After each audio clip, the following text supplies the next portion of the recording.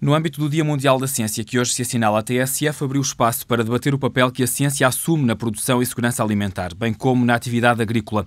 O Dia Mundial da Ciência acontece a 24 de novembro e tem como principal objetivo enaltecer a importância do papel da ciência para o desenvolvimento humano e fomentar a investigação e o desenvolvimento científico. A população mundial está a crescer, os recursos existentes são insuficientes e é preciso produzir alimentos de forma eficaz e segura, mas em quantidade. Neste cenário mundial de crescimento da procura por alimentos, o recurso à ciência para aumentar a eficiência da produção agrícola e assegurar a segurança dos alimentos é determinante e imperativo. Mas há mitos, há dúvidas e há incertezas e, por isso, a TSF convidou para debater o tema a ANIPLA, a Associação Nacional da Indústria para a Proteção das Plantas, na pessoa do seu diretor executivo António Lopes Dias. Também João Mendes, um jovem agricultor ribatejano, licenciado em Agronomia, e ainda também João Júlio Cerqueira, médico e autor do blog SkiMed, que pretende promover a literacia em saúde na sociedade portuguesa. Ora, muito bem, começamos por aquilo que é o desconhecimento da população em relação a esta necessidade de aumentar a produção agrícola para que todos tenhamos alimentos nas próximas décadas. É assim que funciona, António Lopes Dias. Temos produção agrícola insuficiente atualmente para todas as bocas que há para alimentar no mundo? Em primeiro lugar, um obrigado pelo convite, um cumprimento para todos aqui no estúdio e para os ouvintes lá em casa. De facto, ainda existem determinadas regiões do globo onde há fome, onde se morre de fome, e o que quer dizer que pelo menos há um desequilíbrio na produção agrícola mundial. O que é mais notório é o resultado que nós tivemos com a parceria que fizemos com a Universidade Católica, em que numa sondagem à opinião pública, de facto, existe este paradoxo aqui em Portugal, que será certeza também uma opinião geral dos países do chamado mundo desenvolvido, não existe essa noção. E, sobretudo, não existe a noção de que em 30, 40 anos nós temos que aumentar a produtividade em 60%. E quando se fala em aumentar a produtividade, é produzir mais e melhor, e de acordo com as necessidades nutricionais do homem, com a terra que temos, que até tem tendência para ser cada vez menor, a terra disponível. E aqui que entra também a questão dos fitofarmacêuticos e da ANIPLA. Para ter esse nível de produção que é necessário, não o conseguimos fazer, ou é possível fazê-lo sem a aplicação de fitofarmacêuticos? O que é que trazem ou o que é que acrescentam a esta produção agrícola? Este aumento da produtividade, tanto em quantidade como em qualidade, tem que incorporar inovação, tecnologia e ciência. Em vários aspectos, não só na área da proteção das culturas contra os seus inimigos naturais, que são pragas, doenças infestantes, como na nutrição, como na proteção dos recursos naturais, como na gestão da água.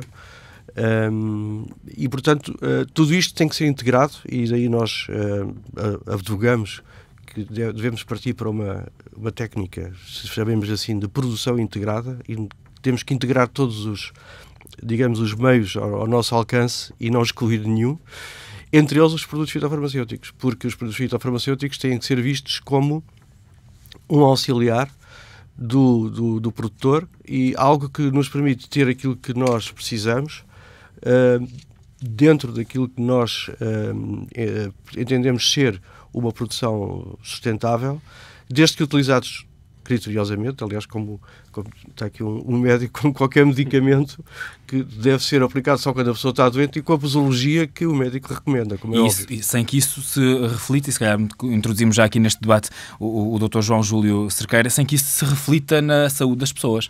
Exatamente. Relativamente à produção alimentar, de facto, um estudo recente que tentou avaliar, tendo em consideração as nossas necessidades nutricionais, se produzimos ou não neste momento alimentos suficientes para alimentar a população humana. E o que se conclui é que produzimos algumas coisas a mais, como o caso dos cereais, dos óleos, do açúcar, e produzimos frutas vegetais e proteína animal a menos. Portanto, é preciso fazer aqui um equilíbrio entre estes dois tipos de produção se queremos, no fundo, dar resposta às necessidades nutricionais das pessoas. Relativamente à questão dos fitofarmacêuticos, é de facto um tema extremamente polémico na sociedade portuguesa, principalmente o famoso glifosato, não é? Toda a gente conhece, certamente, e que, ao contrário do que as pessoas pensam, é dos fitofarmacêuticos mais seguros que temos à nossa disposição. Aliás, um estudo publicado na Nature diz-nos que, de todos os pesticidas existentes, o glifosato mais de 90%, seguro mais de 90% que as outras soluções, seja em toxicidade aguda e toxicidade crónica.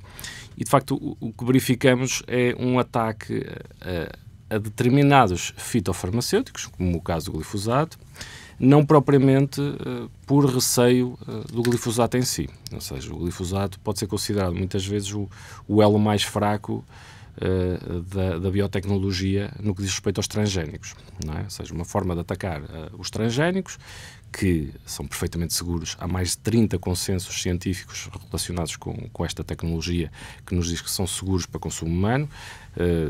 Também existem uma petição, uma carta aberta, de mais de 130 laureados com prémio Nobel relativamente a esta tecnologia, porque há vários obstáculos à implementação dos transgénicos, não só na Europa, mas fora da Europa, o que é pena, porque no caso, por exemplo, do arroz dourado, tem o potencial de salvar milhares de vidas, que é simplesmente um arroz fortificado com vitamina A, e em zonas deficientes de vitamina A, a plantação desse arroz permitiria combater essa carência vitamínica e, de facto, salvar milhares de vidas todos os anos. Portanto, o que nós temos é este ataque concertado ao glifosato para impedir a implementação dos transgénicos. Mas depois, quando vamos... O que nos está a dizer, presumo que então, o glifosato, só para simplificar aqui a questão, serve um pouco de arma de arremesso ou de desculpa para impedir exatamente, a agricultura, ou melhor, a produção de alimentos transgénicos. Desta biotecnologia, não é?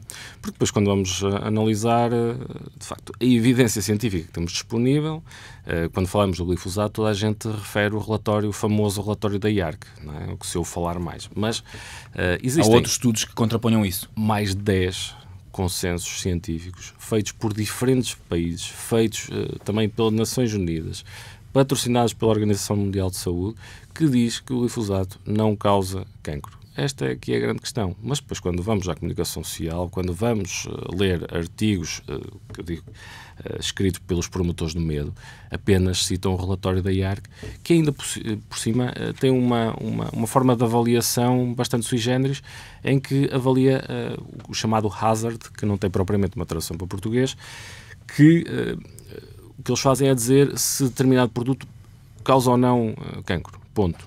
Sem ter em consideração a dose. E a dose é fundamental. Por exemplo, recentemente publiquei um artigo no blog, uma tradução de outro blogger internacional, que usa o exemplo do café, em que nós, quando bebemos uma chávena de café, estamos expostos a milhares de químicos, e desses milhares de químicos, apenas 22 foram estudados relativamente ao potencial efeito cancerígeno, efeito cancerígeno mesmo. E desses, 17 eram substâncias cancerígenas nos animais. Não é? Ou seja, então vamos considerar que o café é um produto extremamente tóxico que devia ser banido do mercado. Mas depois, quando vamos olhar para os estudos científicos, vemos que as pessoas que bebem mais café vivem mais tempo. Não é? Isto são estudos observacionais, não é possível fazer aqui uma ligação causa e efeito, mas de facto é o que se verifica. Porquê? Porque se esquecem de falar do conceito de dose. Se eu estiver exposto a uma dose mínima de um pesticida, e como toda a gente aqui sabe, recentemente foi publicado um relatório que diz que 99,x% dos alimentos que estamos expostos têm resíduos dentro dos limites de segurança, não é? Quando consideramos este efeito de dose, podemos ficar perfeitamente descansados. Nunca houve, hoje em dia, tanta segurança alimentar. E tanto controlo também. Tanto controlo. Isso nunca existiu como nos dias de hoje. E, por incrível que pareça, pelos vistos, também nunca existiu tanto medo relativamente àquilo que comemos, o que é um paradoxo engraçado, não é? Vamos falar agora aqui um pouco com o João Mendes. Ele tem 29 anos, é produtor de azeitona na região de Santarém. O gosto pela agricultura já o herdou das gerações anteriores da família, portanto, digamos que já estamos pelo menos na terceira geração, não é? Avô, pais e agora o João. O João, presumo que desde muito cedo tenha tido este contacto com a agricultura. Como é que tem sentido a evolução do setor ao longo destes tempos, desde a sua meninice até aos dias de hoje? Pronto, desde que me lembro de ser gente, me lembro de andar na vida da agricultura. Estudei para isso, tirei agronomia, formei-me, tentando aprender as melhores técnicas e evoluções tecnológicas e científicas que nos permitissem produzir com maior qualidade e com maior segurança para o consumidor. O exemplo disso, hoje em dia, quando são feitos os tratamentos nos olivais, nos hortícolas, que é o meu caso, temos de ter a responsabilidade, tal e qual como o médico tem, quando faz a posologia ao cliente, nós temos essa responsabilidade para com a cultura. O excesso, não digo excesso, penso que seja bom. As certificações a que somos obrigados a preencher e a ter esses requisitos para podermos entregar as nossas matérias-primas para o consumo humano, seja em fresco, seja em indústria, são altas. Não há nenhum produto que saia do campo sem ser previamente analisado e ver se todas as substâncias estão dentro dos limites. Penso que essas certificações são vantajosas mesmo para o próprio consumidor. E um exemplo delas é precisamente a aplicação dos fitofarmacêuticos. Não se faz a aplicação sem ter uma formação prévia, né, atualmente. Exatamente, tem que ter a formação e não é só isso, não se irá fazer uma aplicação sem haver real necessidade, sem termos um nível económico de ataque preenchido pela praga ou pela doença. Não iremos estar a tratar sem ter necessidade disso, porque para a agricultura já é um negócio que por si só não tem uma rentabilidade muito alta. Se nós vamos estar a despender mais, não há necessidade. Apenas tratamos quando há a necessidade efetiva do tratamento ou de eliminar aquela praga ou doença que nos irá afetar a produção final. E no estudo que a ANIPLA fez em conjunto com a Universidade Católica, nota-se que já todos os anos se perdem à volta de 40% da produção dos alimentos a nível mundial. E estima-se que sem esta aplicação dos fitofármacos possa duplicar, ou seja, chegar aos 80% de perda.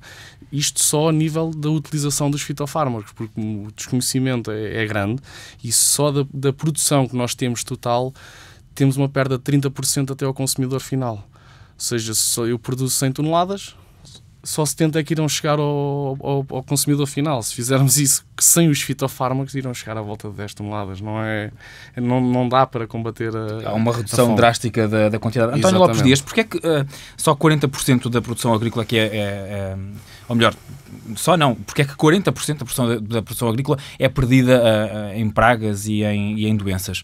E só chega aí sim 60% ao consumidor. É uma média estimada mundial, porque ainda existem um conjunto de precisamente pragas e doenças que não conseguimos controlar a 100%. Seja porque não existem ainda determinadas técnicas que os consigam controlar, por exemplo, existem enormes perdas devido a bactérias e vírus que são organismos menos, digamos, mais difíceis de atingir com o desenvolvimento normal de fungicidas, que não têm qualquer efeito nestes organismos.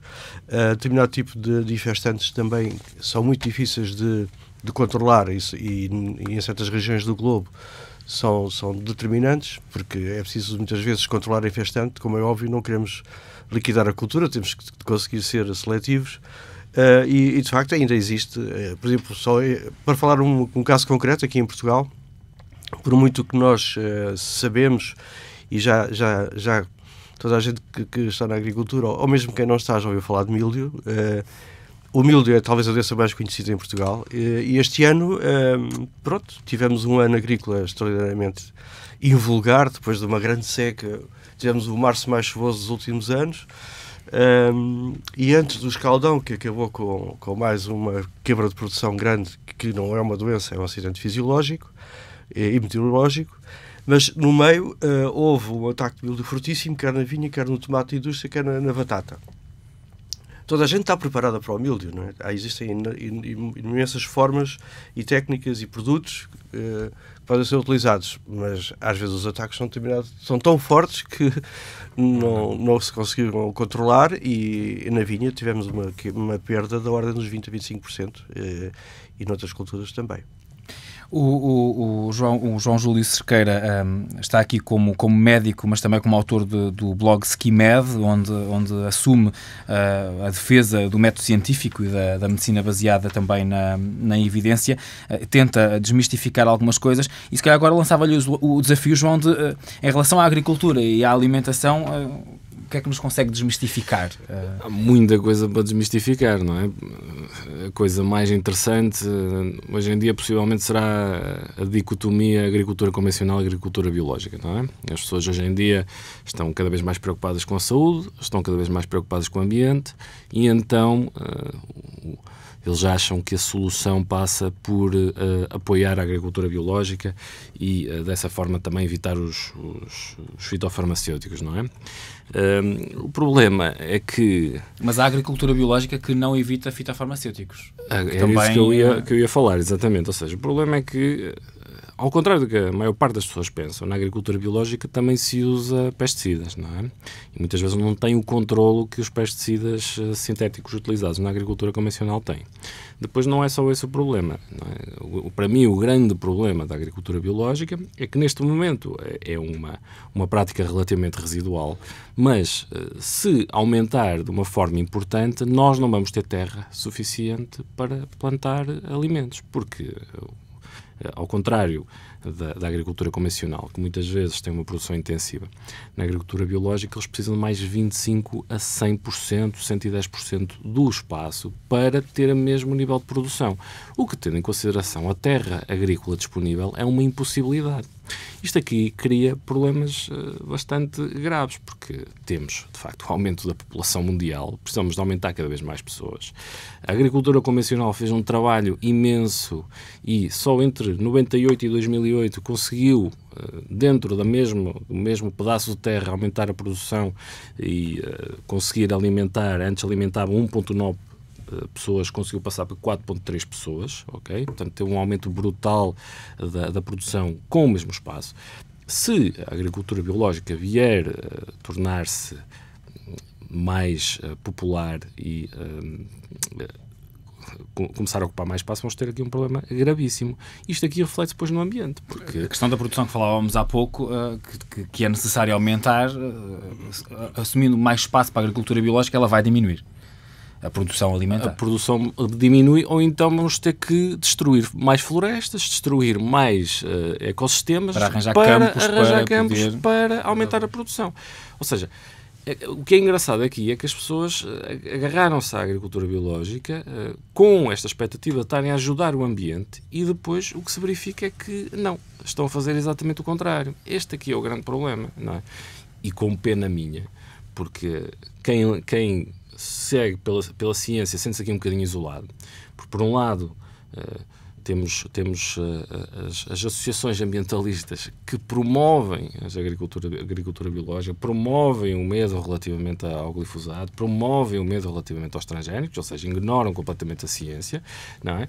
E depois temos a pressão realizada na população, não é? Esta promoção do medo constante, e depois a pressão da população relativamente aos governos.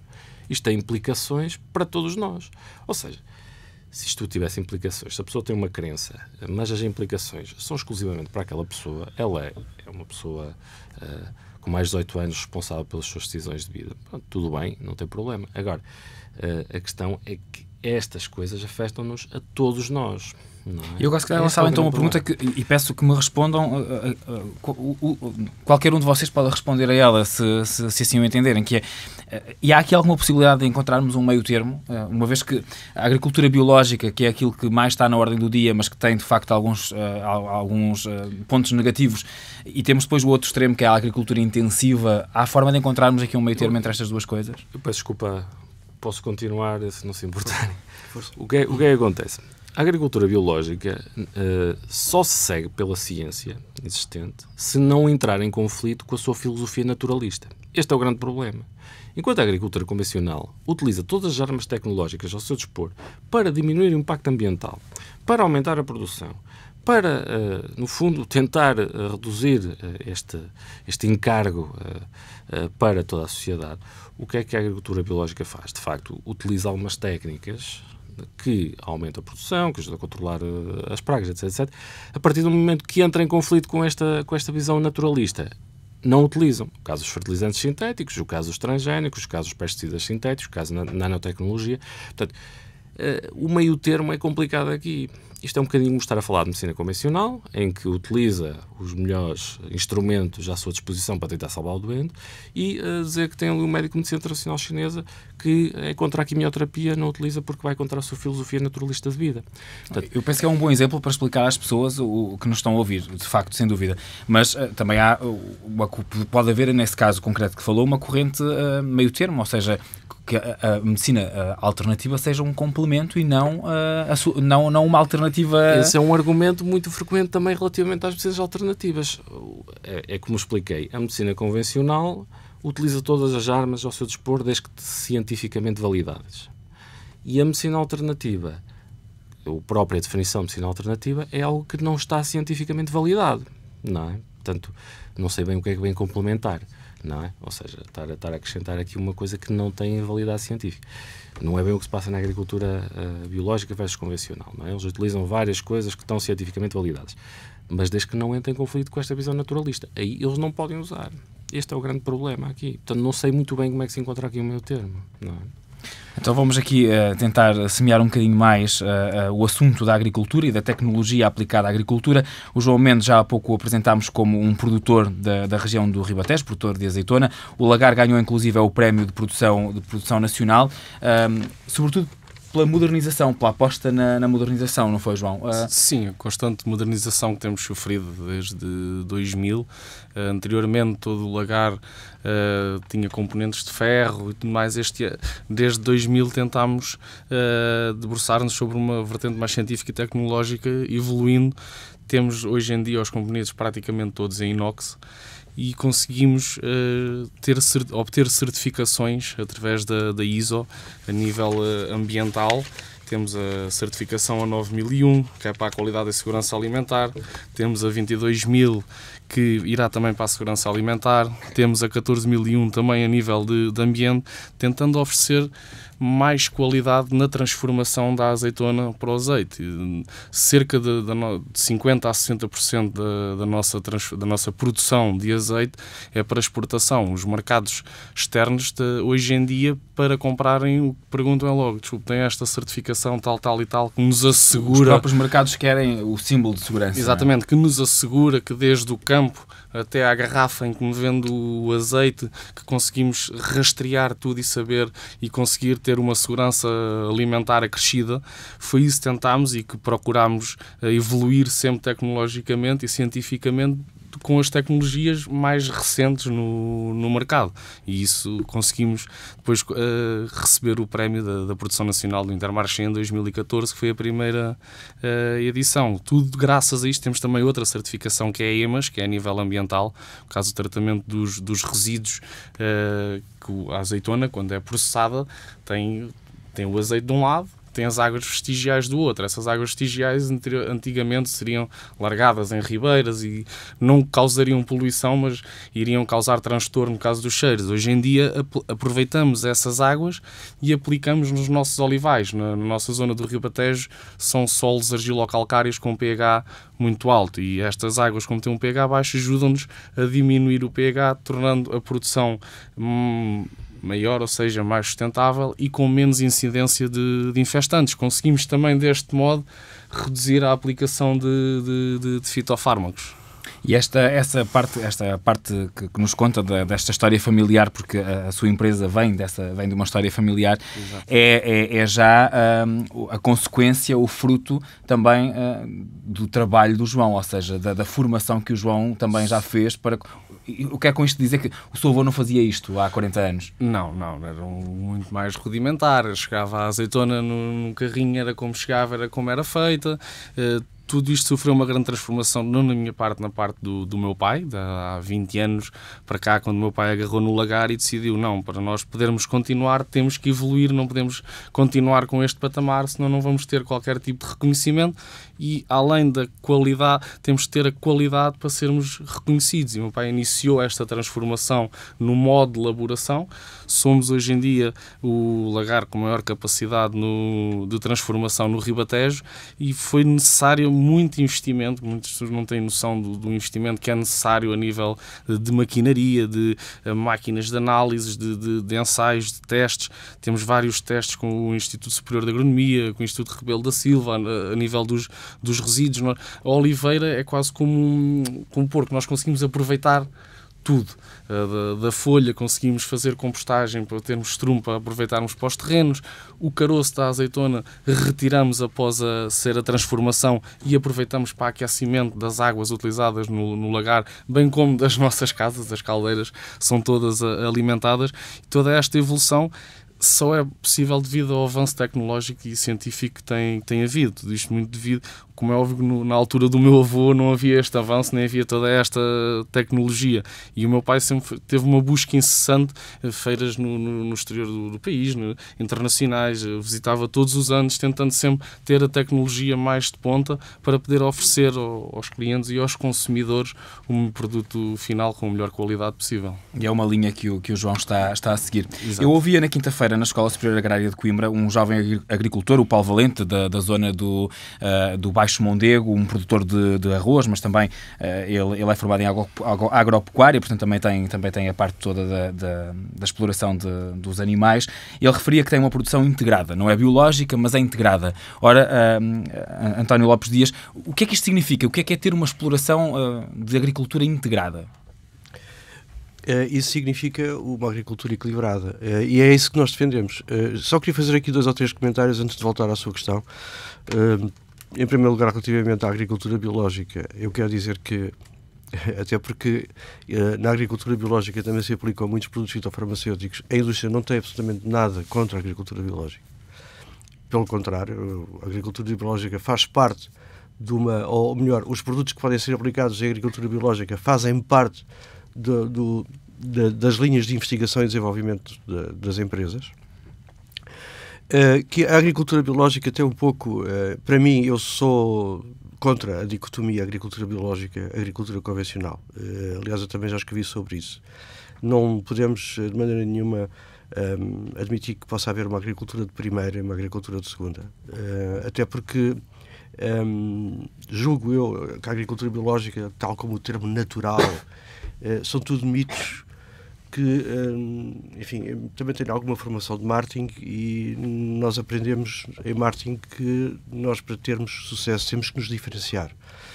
E a agricultura biológica é uma forma de se diferenciar e não encontra das necessidades de uma camada da população que são necessidades emocionais, sobretudo emocionais, e que são também elas potenciadas pelo próprio movimento, ou seja, vai-se ao encontro de uma necessidade latente e aumenta-se a necessidade e, portanto, é uma forma de criar um blue ocean, não é?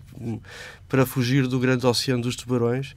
Eu então tenho aqui o meu mar, onde eu sou,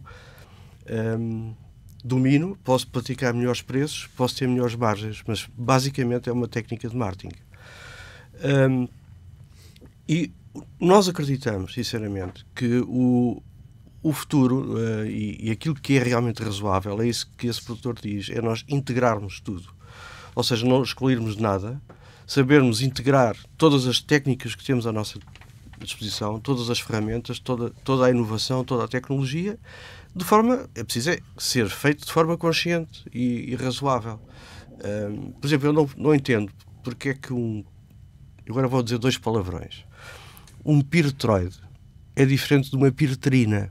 Vai ter que explicar isso. Eu vou explicar. Uma piretrina é um inseticida natural produzido por plantas do género piretrum. Mas tem um problema, é que tem uma presença de ação muito curta e é destruído pela luz solar. Pronto. Mas as piretrinas são autorizadas em agricultura biológica. A indústria o que fez foi pegar na química e fez exatamente uma piretrina com uma pequena modificação que lhe permite tirar todas as vantagens da piretrina, retirando esse inconveniente de ser degradado pela luz solar. E então isso é que é um piretroide, porque é um análogo da piretrina. Os piretroides estão proibidos em agricultura biológica. Eu não percebo porquê, sinceramente. Alguém tem que me explicar porquê. Quer dizer, o porquê é porque sim. Não é? Quem é que toma essas decisões? Bom, do que é que pode ser ou não posto numa agricultura biológica? Existe um organismo europeu que junta várias entidades públicas e privadas que emite, digamos, as regras internacionais para a agricultura biológica, nos quais estão, entre outras, os produtos que estão autorizados. Ok, muito bem. Dr. João Júlio Cerqueira, uma vez que falou há pouco que é necessário nós lermos e percebermos cientificamente aquilo que estamos a consumir, é errado dizermos, e corrija-me se estiver de facto errado, que a agricultura biológica pode até ser perigosa para o ser humano? Não. Se não for controlada? Perigosa não é para o ser humano. Mas também é outro mito associado à agricultura biológica, que é dizerem que tem alimentos mais nutritivos, quando há algumas diferenças que são residuais, e muitas vezes depende mais da altura em que se apanha, do amadurecimento do próprio alimento, propriamente da forma como ele foi produzido, e acharem que faz bem à saúde. Não é? Aliás, recentemente, sem um estudo que foi muito divulgado, dizia que os alimentos biológicos, pessoas que consumissem muitos alimentos biológicos tinham risco diminuído de ter cancro. E quem não percebe, não consegue ler um estudo científico, não consegue interpretar um estudo científico, é muito difícil ir para além deste cabeçalho, não é? E a mensagem que passa é que, de facto, se eu comer alimentos biológicos, então vou ter menos risco de ter cancro. Mas quando vamos olhar para o estudo, quem consegue olhar para o estudo percebe que aquilo não permite estabelecer esse nexo de causalidade, não é? Senão, eu apresentaria um estudo um bocadinho mais antigo, com 10 vezes mais participantes e que acompanhou as pessoas durante 9 anos, que é o dobro do tempo que este novo estudo acompanhou, e que dizia que, se comermos alimentos biológicos, temos risco aumentado de ter cancro da mama. Ok? Portanto, obviamente que eu não vou andar a dizer para as pessoas não comerem alimentos biológicos se não têm risco aumentado de ter cancro da mama, porque este estudo mais antigo sofre exatamente dos mesmos problemas. Ok? Não permite estabelecimento de nexo de causalidade. Mas, para estes movimentos naturalistas, pseudo-ambientalistas, a mensagem entranhada é que, de facto, são produtos que são melhores para o ambiente, são produtos mais saudáveis, são produtos que são mais nutritivos, etc. etc. Portanto, a mim o que me custa é que, de facto, há uma necessidade emocional, como foi dito, e muito bem, das pessoas tentarem fazer o seu papel para ajudar a combater as alterações climáticas, mas depois esta necessidade emocional, se seguirmos a evidência existente, está a ser desviada para algo que não responde a essa necessidade específica. Isso, para mim, é que é aqui o grande problema, porque, de facto, as pessoas estão extremamente motivadas para fazer alguma coisa, para diminuir a pegada ambiental, para tentarmos diminuir o impacto das alterações climáticas, etc, etc. E o que eu vejo é esse espaço ocupado por soluções que não são soluções nenhumas. São muitas vezes piores do que se a pessoa consumisse o que estava a consumir anteriormente. Podíamos falar aqui também da questão das palhinhas e dos sacos plásticos, etc, etc, que também é um tema extremamente interessante e que também tem muitos mitos associados. Portanto, esta é a questão. Acho que devia-se arranjar aqui qualquer coisa, podemos discutir várias soluções para isso, que desse resposta a estas necessidades emocionais e que, de facto, fosse efetivo na diminuição do nosso impacto no ambiente. Portanto, esta aqui é a minha grande luta, tentar explicar às pessoas que elas podem ter boas intenções, mas estão a ser desvirtuadas por questões, muitas vezes, de marketing, com aumento de margens e que depois o que as pessoas pretendem de facto não está a acontecer no terreno. Há uma noção de porque é que isto possa acontecer? Porque é que há este investimento no marketing no sentido de desviar a atenção das pessoas para o consumo de um alimento que afinal acaba por ser até menos controlado do que se levar fitofarmacêuticos?